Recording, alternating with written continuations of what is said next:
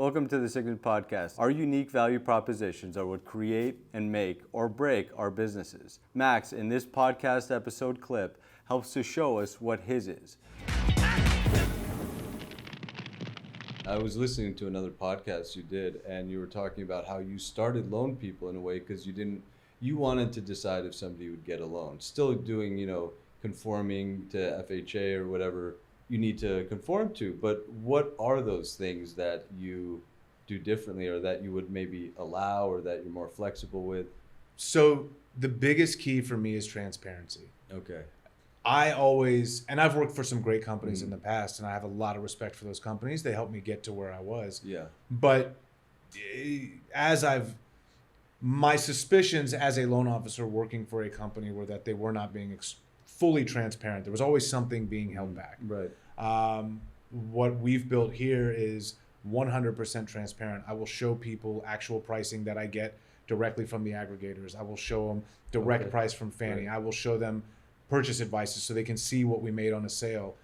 For the branches, we're on what's called back in the day we called it a net branch model. But I'll show a branch exactly what corporate's making and exactly what we're taking from them, and we have different mechanisms both to keep me honest and for them to know that we're being transparent. Right.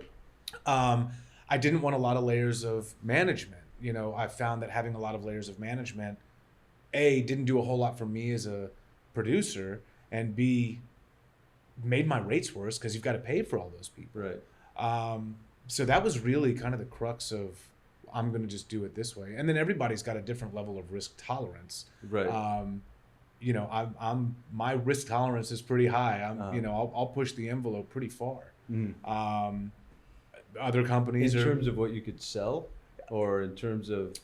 Well, in terms of what I think I'll be able to sell. Right. Interesting. So, if we approve a loan, we close a loan, now I've got to go sell that loan after the fact. So are we making decisions that are going to allow us to get a loan sold or not?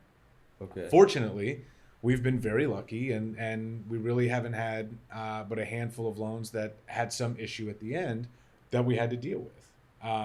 But the idea is to close as many loans as possible. Right.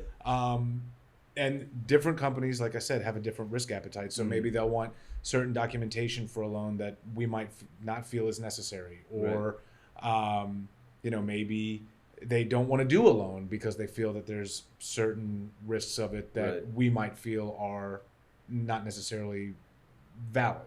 That's interesting, because that is a unique value proposition. In a way, if somebody wants to get a loan, you're willing to maybe not be able to sell it, or, willing to take the risk of it being harder to sell, or maybe you have to offer it at a bigger discount.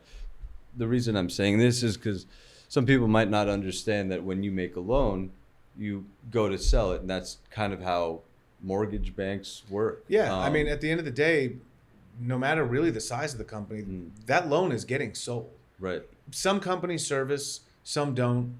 We're working on getting our servicing, but even then, you're still selling the loan. Whether you're selling it to Fannie Mae or Freddie Mac, or you're selling it to a bank or an aggregator, at the end of the day, someone's buying that paper. Right. Are you originating a loan, putting a loan together that this other institution will be willing to purchase? And sometimes what happens is the loan gets purchased and it gets audited down the road, and a year later, Fannie or Freddie come knocking and saying, hey, you have to buy this back. Why did you do this? Wow. You've got to justify what you did. Right. A year ago or a year and a half ago. Right. So it's managing that risk to whatever your risk appetite is. Hey guys, if you like this video and the content on my channel, I have a newsletter that goes out about once a month. Come to my website, signetinvestments.com, SIGNET investments.com.